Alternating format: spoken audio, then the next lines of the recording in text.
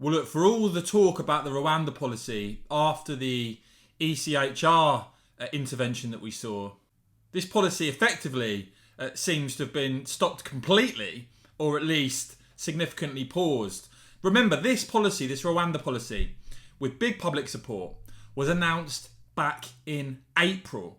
The rumours are now that nothing's going to happen with the Rwanda policy to tackle illegal migration until at least September, when the Conservative Party has a new leader and we have a new Prime Minister. But I don't think people still realise the extent to which illegal migration across on small boats from France is continuing, as this policy has seemingly been stopped, been paused at the moment. In fact, last week, every single day had boat crossings.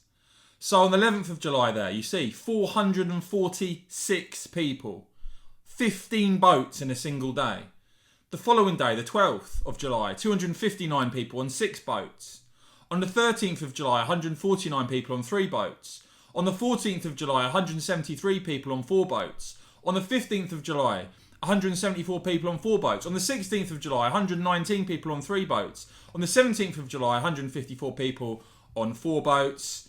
And then you look, for instance, at the 18th of July, and it was a further 330 people coming across in a single day on 7 boats. Now, I know some in mainstream media are continuing to completely ignore this story. In fact, it's barely been mentioned. I mean, why the Conservative leadership candidates haven't been quizzed about this in the leadership debates, I really don't know, given that immigration and asylum is now the number 2 issue for Conservative and Leave voters, according to the YouGov issues tracker. But the reality of the situation is this. The Rwanda policy's been talked about, it hasn't been implemented, and in the meantime there, as you can see, these boat crossings have been going on near enough every single day. The only candidate that's been honest so far throughout the leadership campaign about tackling this was Suella Braverman, of course the Attorney General, who said very clearly that the UK needs to leave the ECHR. I hope the remaining candidates in the Conservative leadership race commit to this. That is the only way we are going to stop this madness. And just to remind you, this is what Suella Braverman had to say about the ECHR.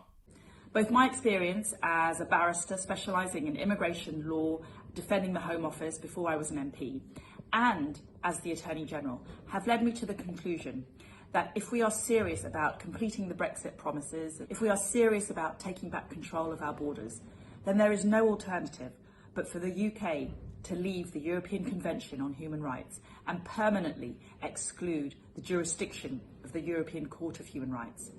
I'm the only candidate who has pledged this unequivocally and faithfully to you and to the British people, that if I am Prime Minister, I will do just that.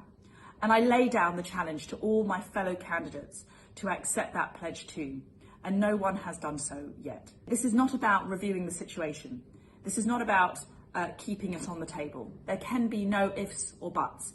If we are serious about stopping illegal migration, we must withdraw from the European Convention on Human Rights.